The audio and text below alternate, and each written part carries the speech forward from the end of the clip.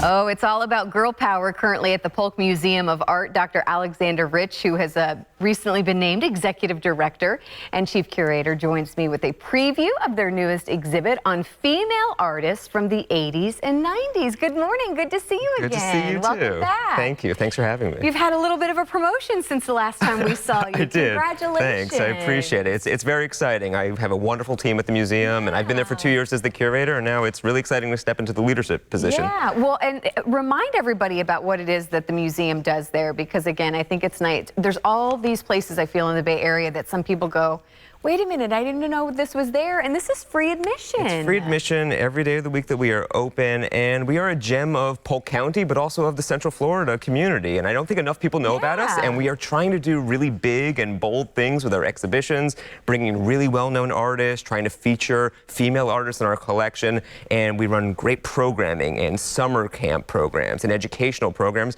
and we really want to just bring people in to experience what a true fine art museum can do for Central Florida. And that's why we love our show, so we can help get the word about please, this. and we appreciate that. Let's talk about this exhibit and some of the artists that you're featuring from the 80s and 90s. Why did we want to go with this theme? Well, museums never have the opportunity and never do show enough female artists ever, because women have been I'm not. women have been underrepresented in the history of art and in museum collections and exhibitions for all time. Why do you think that is? Well, I think we can go into whole stories about male patriarchy and everything, but really art has been a male-dominated profession for as far back as we can go. So has there not been as many female artists to highlight? It's a great question. We can go into this whole talk on feminist art history, but certainly there have not been as many female artists by virtue of the fact that women have not had the opportunities to be artists as much as men have. But there have been women artists for a very long time, but they haven't had the opportunity to shine as much. The recognition, and nor have they been collected by museums. And we have had a real interest in collecting female art in our collection at the museum,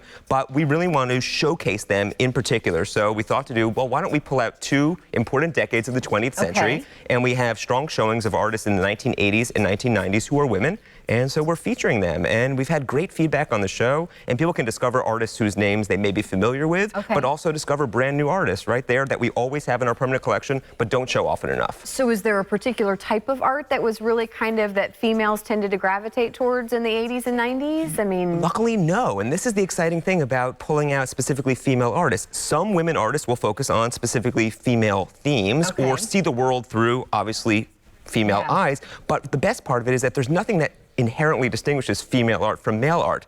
Women artists can create the same styles of art. They can use the same media. They can create sculptures that are hand-carved. They can paint abstractly.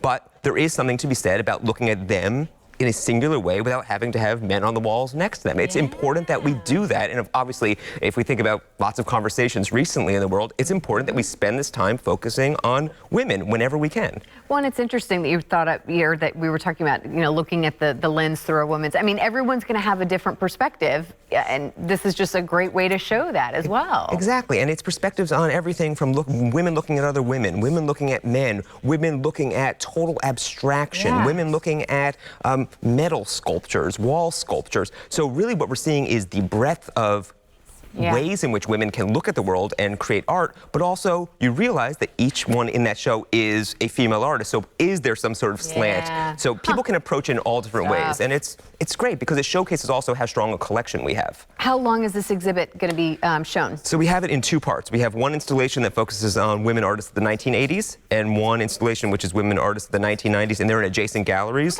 The 1990s portion comes down on August 3rd, and the 1980s portion comes down on August 31st.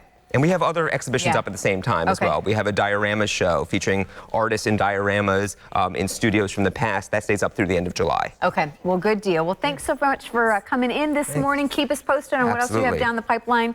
We'll make sure to have you back. There are details on the current exhibit as well, and we'll make sure it goes online. Thank you so much. Thanks very much. Thanks again.